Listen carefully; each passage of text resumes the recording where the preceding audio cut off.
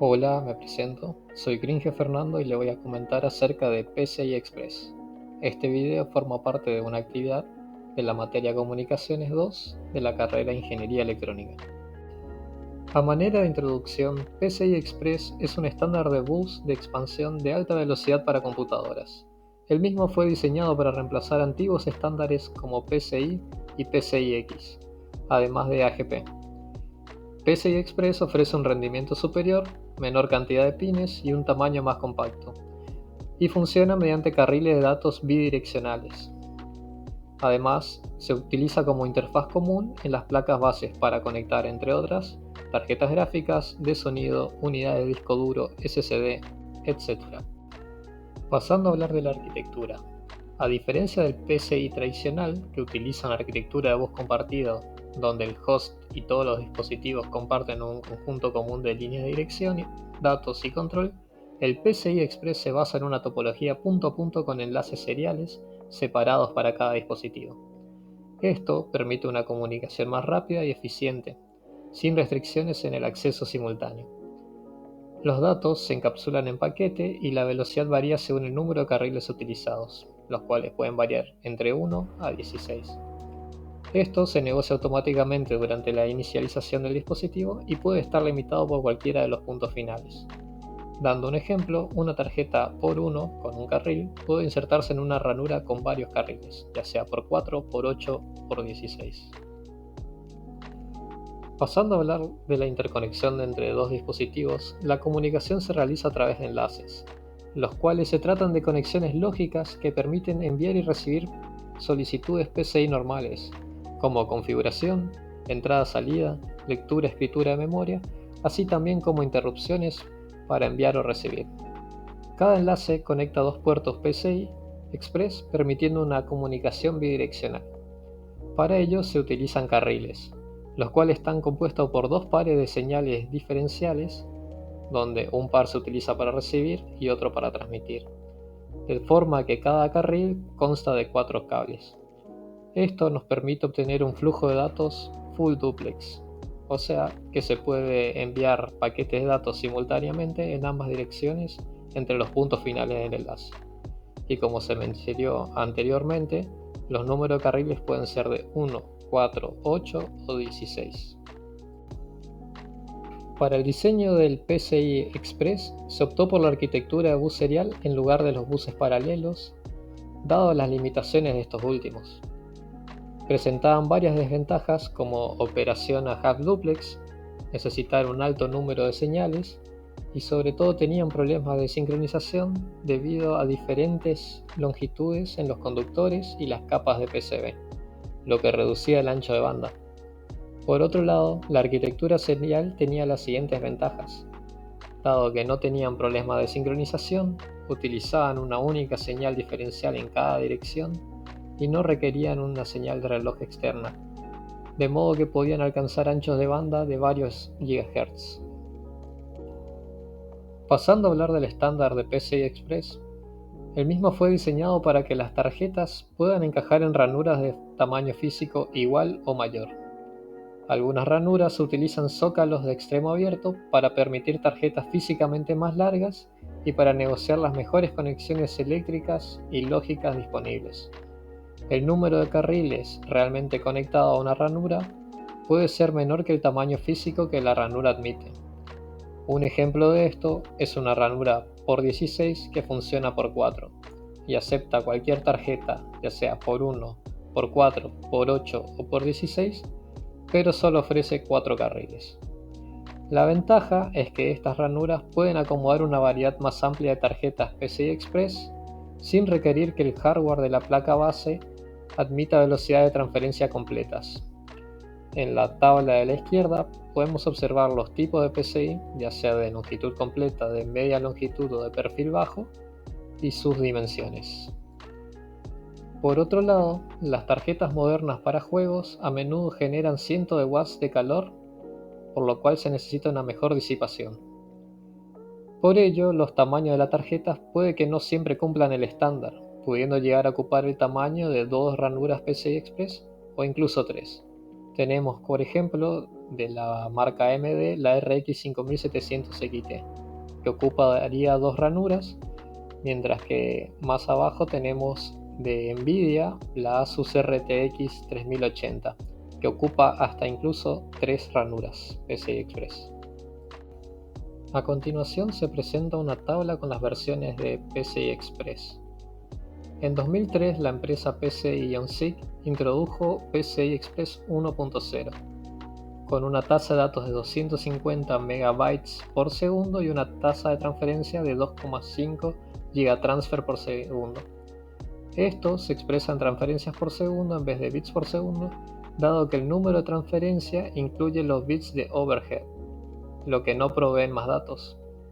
Y al utilizar codificación 8 bits-10 bits, 20% del canal es ocupado por el encabezado, por lo que con esta terminología 2.5 gigatransfer por segundo es 2,5 gigabits por segundo en el enlace serial codificado, lo que correspondería a 2 gigabits por segundo de datos precodificados o 250 megabytes por segundo. Luego, en el año 2007, se anunció PCI Express 2.0, en el cual se doblaba la tasa de transferencia de la versión anterior. Además, las ranuras PCI Express 2.0 fueron totalmente compatibles con tarjetas PCI Express 1.0 y viceversa. Luego, en 2010, salió al mercado PCI Express 3.0, alcanzando los 8 gigatransfers por segundo. Se mejoró la codificación a 128 bits-130 bits, lo que redujo la sobrecarga del ancho de banda del 20% de PCI Express 2.0 a aproximadamente 1,54%. Los 8 gigatransfers por segundo del PCI Express entregan efectivamente 985 megabytes por segundo por carril, casi duplicando el ancho de banda del carril en comparación a la versión anterior. En 2017, PCI-SIG lanzó oficialmente PCI Express 4.0, duplicando nuevamente el ancho de banda proporcionada por la versión anterior, a 16 gigatransfer por segundo.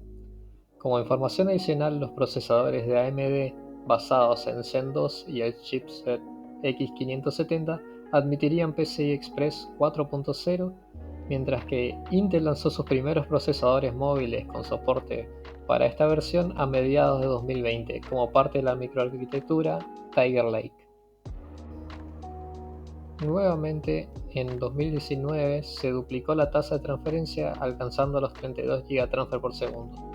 Como información adicional, en 2021 Intel anunció que su 12ª generación de los procesadores Intel Core soportaría PCI Express 5.0 hasta unos 16 carriles, mientras que AMD anunció que su arquitectura Zen 4 tendría soporte hasta 24 carriles PCI Express para computadoras personales, mientras que para servidores soportaría hasta 128 carriles. En 2022 se lanzó PCI Express 6.0. Este nuevo estándar utiliza una modulación de amplitud de pulso de 4 niveles, conocido como PAM4, con un código de corrección de errores en lugar de la modulación de no retorno a cero que estuvo presente en las generaciones anteriores. De esta manera, la corrección de errores se utiliza para mejorar la integridad de los datos, mientras que la modulación con PAM4 es utilizada para transmitir 2 bits por transferencia, de esta forma alcanzando los 64 gigatransfers por segundo. Sin embargo, la codificación PAM4 resulta en una tasa de errores de bits considerablemente más alta, del rango de 10 elevado a la menos 6, en comparación a los 10 elevado a la menos 12 anteriores con la codificación no retorno a cero. Por ello es que se utiliza la corrección de error hacia adelante entrelazada de 3 vías, además de una comprobación de redundancia cíclica. Para ello se utiliza un bloque de unidad de control de flujo fijo de 256 bytes, los cuales transportan 242 bytes de datos, que incluyen paquete de nivel de transacción de tamaño variable y carga útil de capa de enlace de datos. Los 14 bytes restantes están reservados para la comprobación de redundancia cíclica de 8 bytes y el la corrección de errores de 6 bytes. Se utiliza el código Gray de 3 vías en el modo PAM4 para reducir la tasa de error. La interfaz no cambia a no retorno a 0 ni a la codificación 128 bits-130 bits, incluso si se realiza un reentrenamiento para velocidad de datos más baja. A continuación hablaremos del protocolo que utiliza PCI Express. El mismo se divide en capas. Tenemos la capa física, encargada de la transmisión de datos a través de carriles, la capa de enlace de datos, responsable de secuenciar los paquetes y garantizar la entrega confiable de los datos, y la capa de transacción, la cual le permite realizar transacciones divididas, separando solicitudes y respuestas en el tiempo. Estos se pueden observar en el diagrama de la derecha. Analizando a mayor profundidad la capa física, esta se divide en dos subcapas, eléctrica y lógica. Cada carril consta de dos pares diferenciales unidireccionales, resultando así en 4 cables de datos por carril, lo que permite una comunicación de alta velocidad. Para la transmisión de datos se envían todos los mensajes de control y datos a través de los mismos enlaces. De esta forma se evitan bloqueos y se mantiene la latencia comparable a PCI convencional. Se utilizan técnicas de codificación como 8 bits 10 bits o 128 bits 130 bits en PCI Express 3.0 para mejorar el ancho de banda. Además, se aplica la técnica de scrambling para equilibrar los bits 0 y 1 en la secuencia de datos, el cual era un problema común en la modulación no retorno 0. La capa de enlace de datos realiza 3 servicios vitales para un enlace PCI Express. Primero, la secuenciación de paquetes generados por la capa de transacción, TLPs, en el cual se asigna un número de secuencia único a cada TLP y se añade un código de comprobación de redundancia cíclica. Luego, se utiliza un protocolo de acuse y recibo, el cual asegura la entrega confiable de los paquetes utilizando señalización ACK y NAK. Y finalmente, inicializa y gestiona créditos de control de flujo, de forma que garantiza el flujo de datos eficientes y previene posibles bloqueos en la comunicación. La cantidad de TLPs no reconocidos está limitado por el buffer del transmisor. La capa de transacción de datos permite transacciones divididas, separando solicitudes y respuestas en el tiempo. Para ello utiliza un control de flujo basado en créditos para garantizar una comunicación eficiente. La eficiencia del enlace se presenta con la fórmula siguiente, donde está la carga útil dividida la carga útil más el encabezado. En la parte de abajo se observa un paquete de la capa de transacción para la generación 2. A continuación veremos las aplicaciones que tiene PCI Express, las cuales se basan en la interconexión a nivel de placa base de distintos dispositivos, como tarjetas gráficas, memoria flash, tarjetas de red u otras interfaces como SATA Express y M2, las cuales utilizan múltiples carriles de PCI Express. En la derecha podemos observar el diagrama de bloques de una motherboard de Intel, en la cual el procesador está directamente unido a diferentes líneas de PCI Express 3.0, mientras que a nivel de mother y en el chipset tiene acceso a incluso más líneas de PCI Express. A continuación veremos la interconexión de varios dispositivos, dado que en un sistema PCI Express el root complex actúa como un puente de conexión entre la CPU y el subsistema de memoria, conectándolos al sistema de conmutación PCI Express.